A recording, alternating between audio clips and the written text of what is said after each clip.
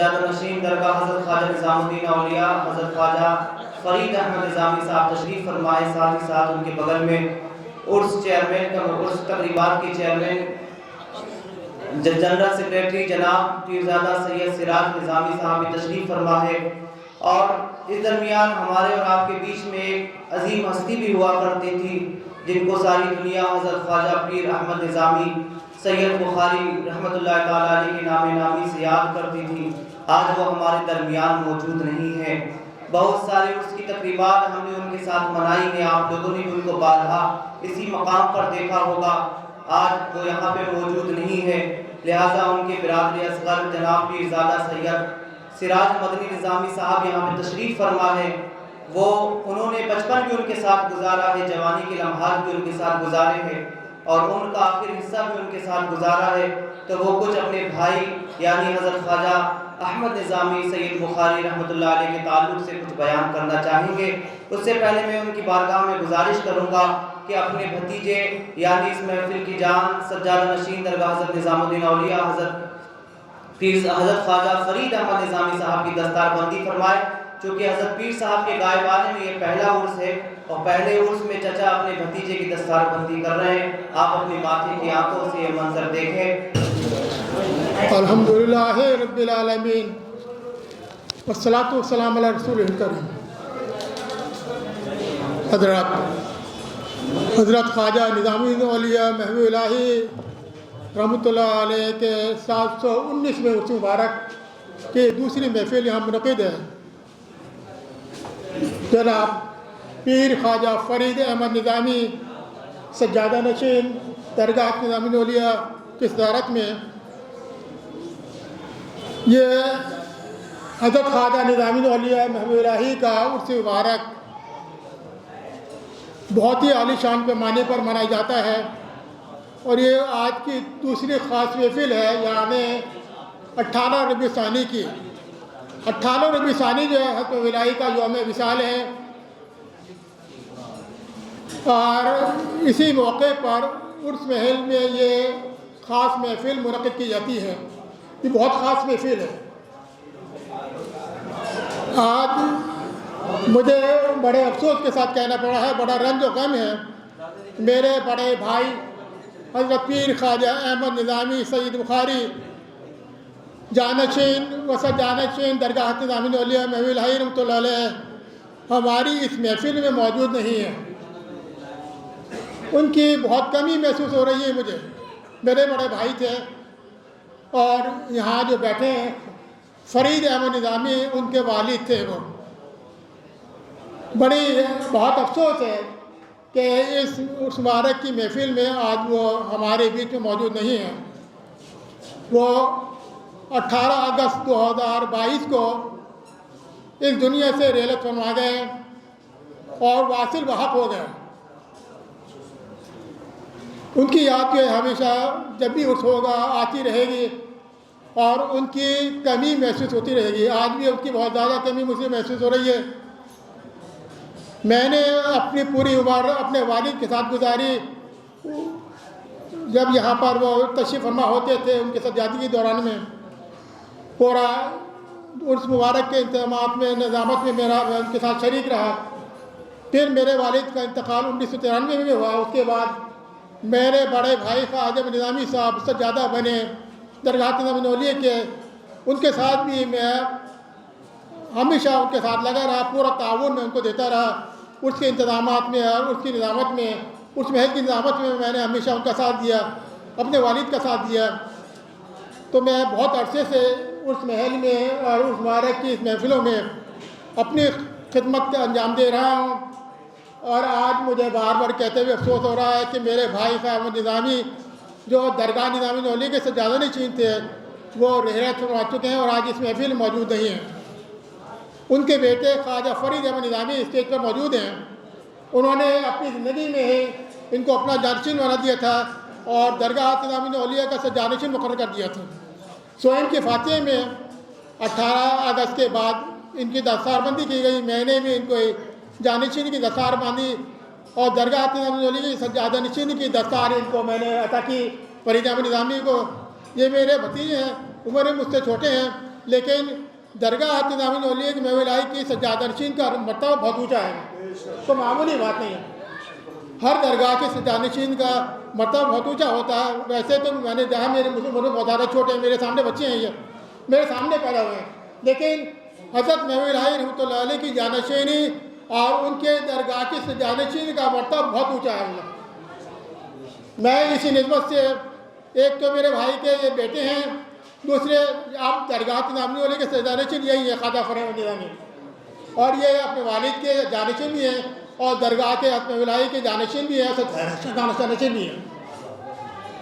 میں ایک بات اور کہنا چاہوں گا، رسول اللہ صلی اللہ علیہ وسلم کی حدیث ہے، حضور نے فرمایا سرکار دو علیہ وسلم نے کہ چچا بجائے باپ کے ہوتا ہے، چچا بجائے باپ کے ہوتا ہے۔ یہ میرے بیٹے کی طرح ہے، فرید احمد نظامی جو ہیں میرے بھتیجے ہیں، سگے بھتیجے ہیں، میں ان کا چچا ہوں، تو حضور کے فرمان کے مطابق یہ میرے لیے بالویسے جو ہے میرا بیٹا سید مدنی نظامی ہے، ایسے میرے لیے میرے بیٹے ہیں فرید احمد نظامی۔ میں نے تہیہ کر رکھا کتنی اللہ تعالیٰ نے اس کو عمر دی ہے، میں ان کا ساتھ نبھاتا رہوں گا اور ان کو اپنے والد کی کبھی محسوس نہیں ہونے دوں گا میں انشاءاللہ تعالیٰ، یہ میں نے عہد کر رکھا ہے۔ آج اسی نسبت سے کہ جو مجھے حاصل ہے، مجھے بھی حضرت محو الہی رحمۃ اللہ علیہ کی یکجہتی خواجزادگی کا شرف حاصل ہے، اس سے میرا خاندانی تعلق ہے، میرے والد تو جانشین تھے، نسبی جانشین تھے حضرت محو الہی رحمۃ اللہ علیہ کے۔ اسی نسبت سے جو رسول اللہ صلی اللہ علیہ وسلم نے فرمایا کہ چچا بایا باپ کیا ہوتا ہے، اسی نسبت سے میں ان کے لیے آج پھر درگاہ نظامی اولیاء رحمۃ اللہ علیہ کے سجادہ نشین کی نسبت سے ان کو پگڑی پیش کر رہا ہوں، اور درگاہ شریف کا تبرک اور ان کی دستار بندی اور ان کی گلپوشی میں کر رہا ہوں۔ نعرہ تکبیر، نعرہ رسالہ، حضور صاحب سجادہ۔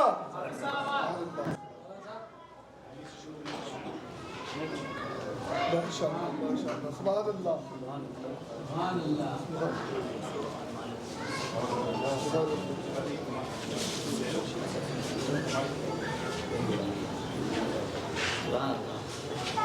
سبحان اللہ۔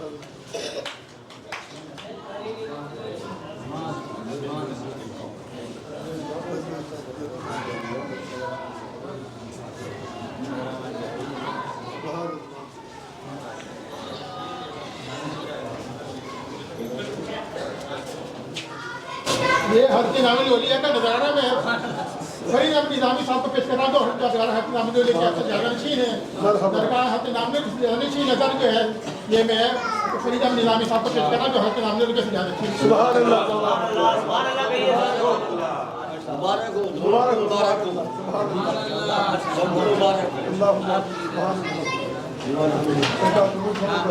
ماشاء اللہ سبحان اللہ، دستار بندی فرما رہے تھے اور تقریبات کمیٹی کے جنرل سیکریٹری جناب پیرزادہ سید سراج مدنی نظامی صاحب اپنے بھتیجے اور سجادہ نشین درگاہ حضرت نظام الدین اولیاء کی دستار بندی فرما رہے تھے۔ آپ اپنی ماتھے کی آنکھوں سے یہ منظر دیکھ رہے ہیں۔ اب حضرت کا پھر بیان ہوگا، حضرت بیان کریں گے۔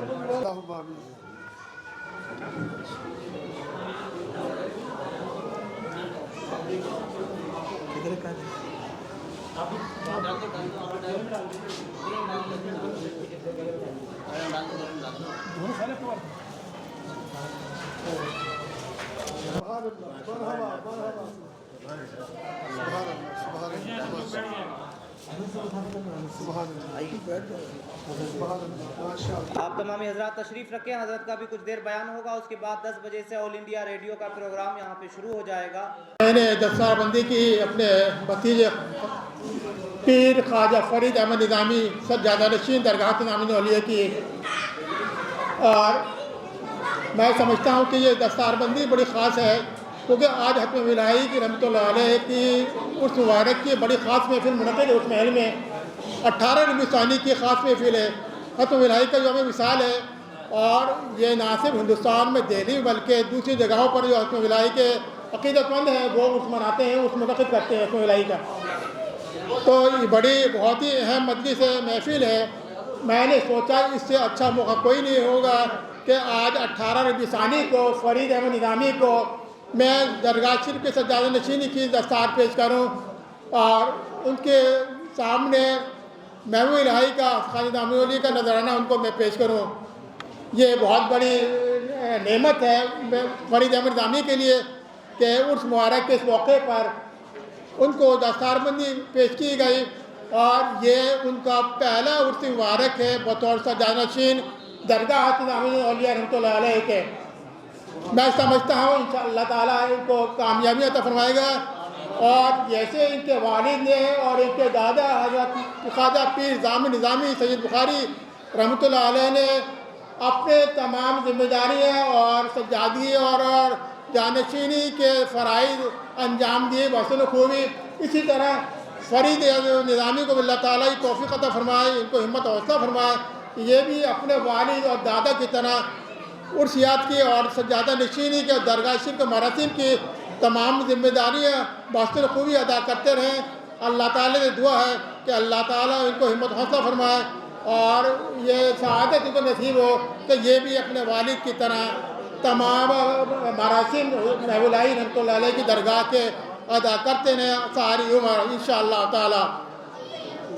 حضرات، یہ جیسے میں نے کہا کہ محبوب الہی رحمۃ اللہ علیہ کا مبارک ہے، اور اس میں ہمارے بیچ میں عقیدت مندان ہمیشہ کی طرح اس محل میں یہاں پر موجود ہیں اور اپنا خراج عقیدت پیش کرنے کے لیے یہاں پر موجود ہیں۔ ابھی کچھ ہی دیر پہلے محفل سما کا پروگرام بھی منعقد ہوا، آپ حضرات نے سماعت فرمایا۔ اس کے علاوہ کل کی آخری محفل ہے جس میں روحانی اجتماع کا پروگرام منعقد ہوگا انشاءاللہ تعالی، جس کا عنوان ہے قیامت کی نشانیاں۔ آپ سب حضرات کل کی محفل میں روحانی اجتماع بھی شرکت فرمائیں۔ یہ 3 دن کی محفل ہوتی ہے، 17، 18، 19 ربیع ثانی کو۔ آج کی دوسری خاص محفل ہے۔ میں اس میں کچھ حضرت محبوب الہی رحمۃ اللہ علیہ کے متعلق کچھ بیان کرنا چاہوں گا کہ آپ کا بہت ہی اونچا مرتبہ ہے۔ حضرت بابا فرید الدین گنجی شکر رحمۃ اللہ علیہ کے آپ مرید و خلیفہ ہیں، اور حضرت بابا فرید رحمۃ اللہ علیہ نے بڑی دعائیں دی تھیں محبوب الہی رحمۃ اللہ علیہ کو جب آپ کے حلقہ ارادہ میں آپ شامل ہوئے تھے۔ بابا صاحب کی بارگاہ میں جب بھی محبوب الہی پیش ہوتے تھے تو بہت ہی ادب احترام کرتے تھے اپنے پیر مرشد کا۔ حضرت محبوب الہی رحمۃ اللہ علیہ اپنے پیر و مرشد کا بہت زیادہ ادب احترام کیا کرتے تھے۔ بابا فرید الدین گنجی شکر رحمۃ اللہ علیہ نے اپنے خاص مرید و خلیفہ حضرت خواجہ نظامی رحمۃ اللہ علیہ کو اپنے لنگر خانے کی خدمت سونپ رکھی تھی۔ مطلب تمام لنگر خانے کا انتظام جو محبوب الہی رحمۃ اللہ علیہ کیا کرتے تھے، اور کبھی کبھی تو ایسا ہوتا تھا جیب میں پیسے بھی نہیں ہوتے تھے اور کچھ بھی نہیں ہوتا جیب میں کہ پکا سکے اور لنگر میں تقسیم کر کے یا کچھ دے سکیں۔ ایک دفعہ کا ذکر ہے کہ بابا صاحب نے کہا، اے نظام الدین، میں فاقے سے کچھ پکا کے لے کر آؤ۔ اب دیکھیے، اپنے مرید سے خلیفہ سے کہا کہ اے نظام الدین، میں فاقے سے ہوں، کئی دن سے میں کچھ کھائے نہیں ہیں، اگر ہو سکے تو میرے لیے کچھ پکا کے لے کر آؤ۔ تو حضرت نظام اولیاء رحمۃ اللہ علیہ کے پاس جیب میں کچھ بھی نہیں تھا، ایک پیسہ بھی نہیں تھا، کہاں سے پکا کے لے کر آتے۔ اب دیکھیے یہ کتنے عقیدت مند حضرات ہوتے ہیں کہ اپنی جان مال سب کچھ نچھاور کرنے کے لیے اپنے پیر پہ تیار ہوتے ہیں۔ محبوب الہی کے وقت کچھ نہیں تھا لیکن خاموش ہو گئے کہ پیر کا حقوق میں کیسے انکار کروں کہ میں بات تو پیسے میں کیا پکا کے لاؤں آپ کے لیے، میں تو خود فاقے سے ہوں۔ تو محبوب الہی رحمۃ اللہ علیہ بازار گئے اور اپنے سر سے دستار اتار کر گروی رکھ دیے۔ دیکھا آپ نے، اپنے پیر کے خاطر، اپنے پیر مرشد کے خاطر محبوب الہی نے اپنے سر کی دستار اتار کر گروی رکھ دی اور لوبیا لا کے پکایا۔ لوبیا ایک سبزی ہوتی ہے، وہ پکایا لا کے۔ جب بابا فرید گنجی شکر رحمۃ اللہ کی بارگاہ میں پیش کیا وہ کھانا، تو بہت خوش ہوئے بابا فرید اور یہ کہا نظام الدین بڑا اچھا پکایا ہے اور نمک بھی خوب ڈالا ہے، خدا کرے تمہارے لنگر میں 70 من نمک کا خرچ کیا کرا، تمہارے لنگر خانے میں نظام الدین 70 من نمک خرچ ہوا کرے گا انشاءاللہ تعالی۔ وہی ہوا کہ حضرت بابا فرید گنجی شکر رحمۃ اللہ علیہ کی دعائیں ایسی مقبول ہوئیں۔ جب محبوب الہی نے لنگر کرنا شروع کیا تو اس سے بہت زیادہ نمک خرچ ہوا کرتا تھا۔ آپ ذرا اندازہ لگائیے کہ جس کے لنگر خانے میں صرف نمک ہی نمک جو 70 من خرچ ہوتا ہو تو لنگر کتنا بڑا ہوگا، کتنا وسیع لنگر ہوگا محبوب الہی کا۔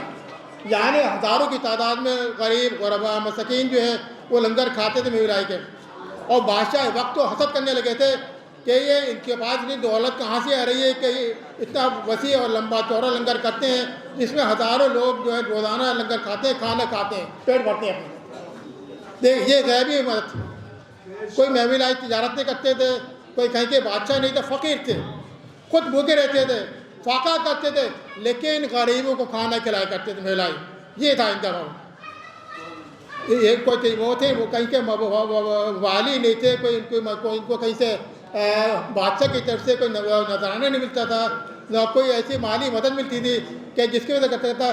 یہ غیبی مدد تھی اللہ تعالیٰ کی طرف سے کہ اس کے باوجود کہ جیب خالی تھے، اس کے باوجود ہزاروں کی تعداد میں لوگ کھانا کیا کرتے لنگر کھانے کے اندر۔ محو الہی کی غیبی مدد تھی اللہ تعالیٰ کی طرف سے۔ اور تمام اولیاء کرام کے ساتھ ایسے ہی ہوتا ہے کہ وہ فاقے سے رہتے ہیں، بھوکے رہتے ہیں، لیکن غربا مسکین کو کھانا کھلاتے ہیں، ان کے لیے لنگر کا انتظام کرتے ہیں، ان کا پیٹ پالتے ہیں۔ یہ ہے اولیاء کرام کی شان۔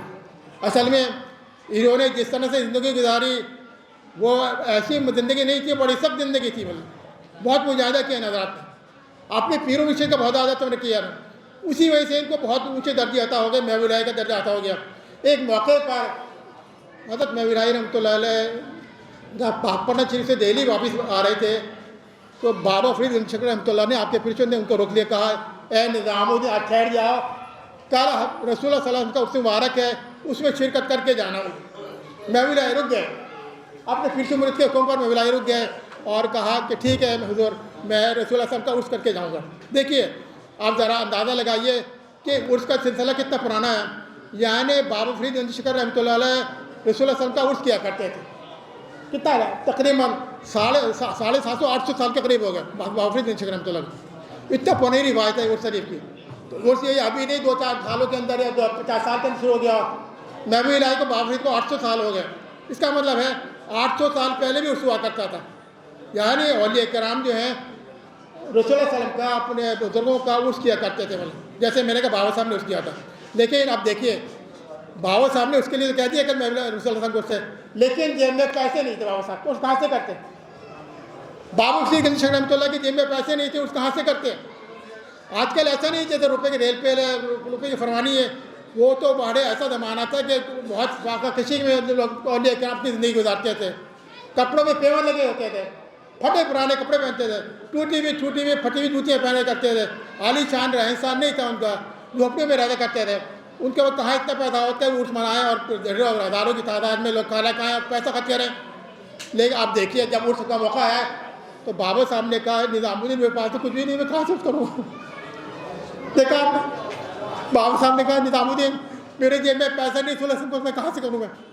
بہت پریشان تھے کہ میں ہر سال رسول اللہ عرس کرتا ہوں، آج میرے جیب میں پیسہ نہیں ہے، میں عرس کہاں سے کروں رسول اللہ سے؟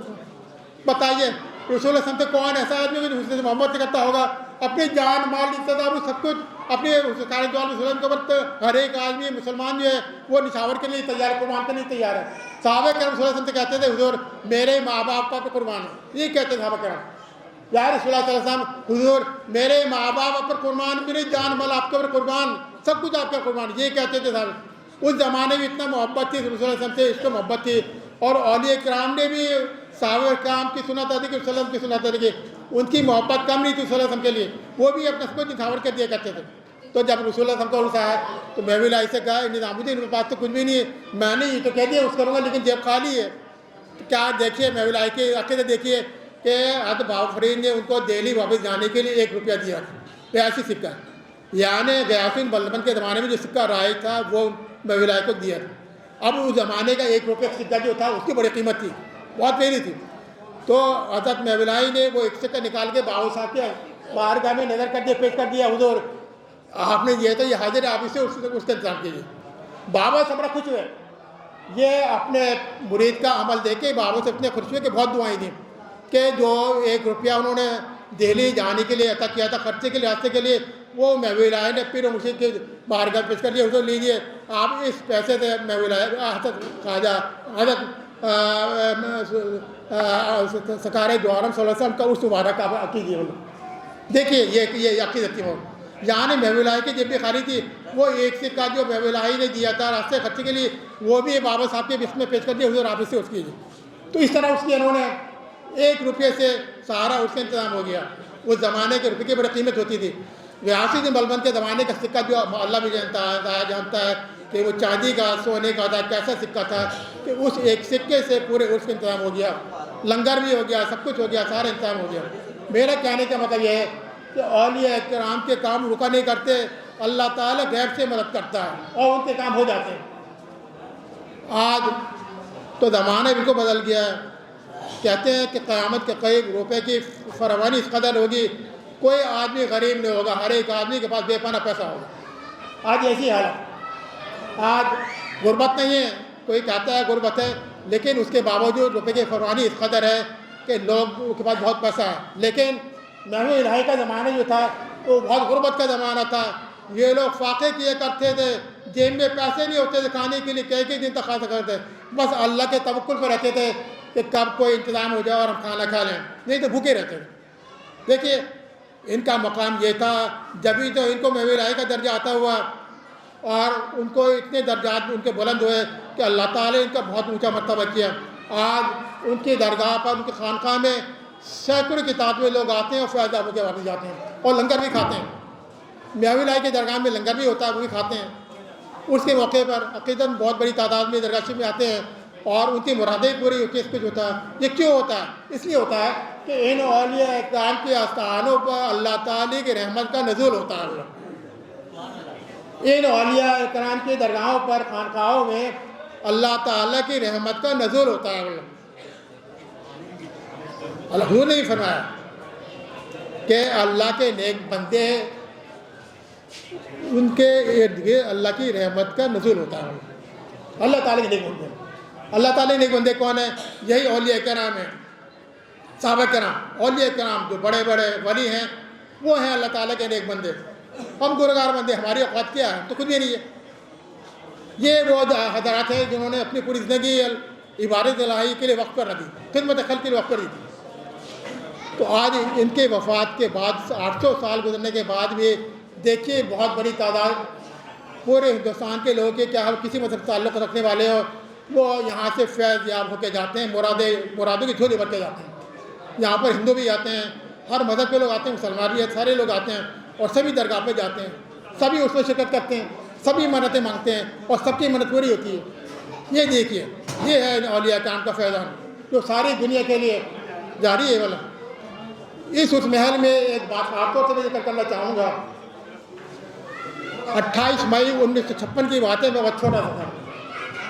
1956 میں میں 10 سال کا تھا، 10 سال کا، اور اس محل میں اتنا ازدحام تھا، یہاں سے لے کے باہر تک پورا شہر، وہ 64 کی دیوار پوری لوگوں سے عقیدت مند سے بھری ہوئی تھی، اتنا ازدحام تھا، پبلک اتنی زیادہ تھی، دل رکھنے کی جگہ نہیں تھی۔ اور اتفاق سے اسی دن 28 مئی 1956 کو پنڈت جواہر لال نہرو ہندوستان کے سب سے پہلے وزیر اعظم تھے، وہ یہاں پر اس محل میں آئے تھے، اسی جگہ پر جہاں فرید احمد نظامی بیٹھے ہیں۔ یہیں میرے والد حضرت پیر نظامی سید بخاری رحمۃ اللہ علیہ جو حضرت نظامی کے جانشین تھے، انہوں نے ان کی دعوت میں پنڈت جواہر لال نہرو یہاں پر آئے تھے اس میں شرکت کرنے کے لیے۔ پنڈت جواہر نہرو میرے والد اسی جگہ پر بیٹھے تھے جہاں فرید احمد نظامی بیٹھے ہیں۔ اب دیکھیے میرے ساتھ کیا وہ بتاتا ہوں۔ میرے بچپن کی بات، جیسے میں نے کہا میں 10 سال کا تھا، عرس محل کے عرس محل نہیں تھا زمانے میں، عرس محل کی تعمیر 1962 میں ہوئی، 1956 میں یہ عرس محل نہیں تھا، بلکہ ٹینٹ سامنے لگتا تھا اور اس میں کی محفلیں ہوتی ہے۔ جب میں آیا تو مجھے آنے میں تھوڑی دیر ہو گئی تھی، برسے اپنے والد کے نہیں آیا۔ اس جگہ کے سارے راستے بند کر دیے گئے۔ پروٹوکول ہے، جب کوئی prime minister, president, prime minister آتا ہے، وائس پریزیڈنٹ آتا ہے، تو ان کے آنے کے بعد انٹری بند کر دی جاتی ہے، کوئی داخل نہیں ہو سکتا اس جگہ پہ جہاں پہ لوگ آتے ہیں، کوئی داخل نہیں ہو سکتا۔ اب دیکھیے میرے آنے میں ذرا دیر ہوئی تو مجھے آنے نہیں دیا پولیس والوں نے۔ اس میں چھوٹا تھا، 10 سال کا تھا، ان کو کیا پتہ کون ہے۔ میں نے بہت کہا، ارے پنڈت جواہر نہرو کے برابر میں جو وہ بیٹھے ہیں وہ میرے والد ہیں، پیر صاحب۔ انہوں نے کہا ایسا ہے، بھائی ٹھیک ہے آپ جو کہہ رہے ہیں، لیکن جب پنڈت جواہر لال نہرو پرائم منسٹر یہاں سے چلے آئیں گے جب ہم آپ کو جانے دیں گے، ابھی نہیں دینے گا۔ مجھے جانے دیا اس میں، اس محل میں میری انٹری بند۔ میں نے چوسے کھمبے کے سامنے کی دیواریں، اس قنات کے پیچھے وہاں کھڑے ہو کے اس کی ساری محفل کو میں نے دیکھا، مطلب اس یہاں پر نہیں آ سکا۔ چوس کھمبے کی دیوار کے پاس کھڑے ہو کر میں نے اس کا سارا پروگرام دیکھا، قوالی سنی، پنڈت جواہر نہرو کی تقریر سنی، اپنے والد کی تقریر سنی۔ میں اندر داخل نہیں ہو سکا، اتنی زیادہ سختی تھی کیونکہ وزیر اعظم یہاں پر موجود تھے۔ میرے بہت کہنے کے باوجود بھی بھائی میرے والد بیٹھے ہوئے، میرے والد ہیں پنڈت جی کو، ان کو بلایا، انہوں نے مدعو کیا، ان کو دعوت دی ہے۔ انہوں نے کہا ٹھیک ہے آپ سب کہہ رہے ہیں، ٹھیک کہہ رہے ہیں، لیکن اس وقت انٹری بند ہے، پنڈت جواہر نہرو جب یہاں سے چلے آئیں گے پھر آپ کو انٹری ملے گی۔ تو ایسا میرے ساتھ ایسا بھی ہوا، یعنی میں نے میری اپنی محفل کے باوجود، میرے والد یہاں بیٹھے کے باوجود، میں نے اتنی دور کھڑے ہو کے उर्स मुबारक की महफिल जो है उसको मैंने देखा, तकरीर सुनी और पढ़ने की कुछ नहीं। उस ज़माने में इतनी सख्ती थी, यानी 67 साल पहले की बात, ये 67 ईयर्स पहले की बात है जो मैं बता रहा हूँ अपने बचपने की। और आज तो उससे ज़्यादा इस सिक्योरिटी का इंतजाम उससे सख्ती हुए हैं। उसके अलावा पूरी लिस्ट लगी हुई है, सारे president, prime minister, vice president सब यहाँ पर उस महल में आ चुके हैं मेरे वालिद के ज़माने में। ये बड़ी तारीख़ है उस महल है। इसको 1962 में मेरे वालिद ने तामीर कराया। बख्शी गुलाम मोहम्मद कश्मीर के प्राइम मिनिस्टर के उनके ताउन से इस महल का कंस्ट्रक्शन हुआ। और सबसे पहले vice president of India doctor Radhakrishnan थे, उन्होंने इसका इनॉग्रेशन किया उसमें। और इनॉग्रेशन में फिर दोबारा पंडित जवाहरलाल नेहरू आए थे, वो भी मौजूद थे उस महल के इनॉग्रेशन में। डॉक्टर राधाकृष्णन को वाइस प्रेसिडेंट ऑफ इंडिया थे, उन्होंने इसका इफ्तिताह के इनॉग्रेशन किया। और पंडित जवाहरलाल नेहरू मौजूद थे। 1962 के अंदर इसका इनॉग्रेशन हुआ है। 1956 में जब पहली बार वज़ीर आज़म प्राइम मिनिस्टर यहाँ पर आए, जब ये उस महल की इमारत नहीं थी, कैंप सामने लगा उसके नीचे उसकी महफिल होती। मेरा कहने का मतलब ये है कि ये इमारत बड़ी तारीख़ी इमारत है। सबसे पहले राष्ट्रपति डॉक्टर राजेंद्र प्रसाद जी वो भी यहाँ पर आ चुके हैं, और एक बार नहीं कई बार आए। डॉक्टर राजेंद्र प्रसाद तो हिंदुस्तान के सबसे पहले प्रेसिडेंट ऑफ इंडिया थे, वो भी यहाँ पर आए। सल जारी है वहाँ। और इसके अलावा जो कोई नहीं आ पाते अपना मैसेज भेज देते हैं। अभी फरीद अहमद निज़ामी साहब को प्राइम मिनिस्टर श्री नरेंद्र मोदी साहब का मैसेज मिला है उसकी कामयाबी के लिए। उसके उन्होंने अपने उसके लिए ख्वाज पेश किए, उसकी मुबारकबाद पेश किए। तो मैसेज अभी भी मिला इनको ईमेल के ज़रिए से, जिसको श्री नरेंद्र मोदी ने प्राइम मिनिस्टर ऑफ इंडिया ने भेजा है। वो हर साल अपना मैसेज भेजते हैं। इंशाल्लाह ये मैसेज भी पढ़ के सुनाया जाएगा। अभी कुछ देर के बाद ऑल इंडिया रेडियो का रिले का प्रोग्राम शुरू होने वाला है। ठीक 10 बजे प्रोग्राम शुरू हो जाएगा। हमेशा की तरह ऑल इंडिया रेडियो का प्रोग्राम जो ये भी बहुत अच्छे से हो रहा है, बहुत अरसे लंबे से हो रहा है। और हम उसके मौके पर हज़रत अमीर खुसरो के रहमतुल्लाह अलैह के उसके मौके पर हज़रत खालिद जामिल औलिया मौलाना रहमतुल्लाह के उस वाला ऑल इंडिया रेडियो जो है डायरेक्ट ब्रॉडकास्ट करता है उस महल से। इसके अलावा दूरदर्शन का प्रोग्राम भी होता है। दूरदर्शन का प्रोग्राम भी उस महल से यहाँ पर रिकॉर्डिंग करके और फिर बाद में टेलीकास्ट किया जाता है। सारे प्रोग्राम बहुत पहले से होते चले आ रहे हैं। मैं इस मौके पर ऑल इंडिया रेडियो का भी शुक्रगुजार हूँ कि वो पुरानी खिदमत को अभी तक अंजाम दे रहे हैं। इसके अलावा दूरदर्शन टीवी जो महकमा जो है, मैं उनका भी शुक्रगुजार हूँ कि वो भी हमेशा की तरह उसके मौके पर यहाँ पर आते हैं, कवरेज करते हैं और उसके बाद इस प्रोग्राम को टेलीकास्ट किया जाता है, जो ना सिर्फ हिंदुस्तान में बल्कि पूरी दुनिया में सुना जाता है और देखा जाता है। तो ये प्रोग्राम जो है मैंने कहा कि बड़े ख़ास प्रोग्राम है और बहुत बड़ी तादाद में लोग इसमें हिस्सा लेते हैं। और जो लोग यहाँ पर नहीं आ सकते वो दूरदर्शन के ज़रिए टीवी के ज़रिए से प्रोग्राम को देखते हैं, या जिनका पास टीवी नहीं है वो ऑल इंडिया रेडियो का प्रोग्राम जो है रेडियो के ज़रिए से सुनते हैं। ये ऑल इंडिया रेडियो का प्रोग्राम जो है अभी सारी दुनिया में नशर किया जाता है, न सिर्फ हिंदुस्तान में, जो पड़ोसी ममालिक में बांग्लादेश है, श्रीलंका है, पाकिस्तान में, सब में ऑल इंडिया रेडियो का प्रोग्राम जो सुना जाता है, बहुत शौक से सुनते हैं कव्वाली का प्रोग्राम। बल्कि लोग इंतज़ार में रहते हैं कि कब उसका प्रोग्राम शुरू हो और हम कब कान लगा के रेडियो को सुने या दूरदर्शन पे हम अपने प्रोग्राम को देखें हम। तो बहरहाल अब ये रेडियो का प्रोग्राम शुरू होने वाला है, डायरेक्ट ब्रॉडकास्ट ठीक 10 बजे शुरू हो जाएगा। मैं अपनी बात को यही ख़त्म करता हूँ और दुआ करता हूँ अल्लाह ताला ये उर्स की महफिलें जो आइंदा भी होती रहें और कामयाब होती रहें। सुभान रब्बिक रब्बिल इज़्ज़ति अम्मा यसिफून व सलामुन अलल मुरसलीन वल्हम्दुलिल्लाहि रब्बिल आलमीन। ऐसे ही मज़ीद वीडियो के लिए हमारे YouTube चैनल निज़ाम में औलिया को सब्सक्राइब करें।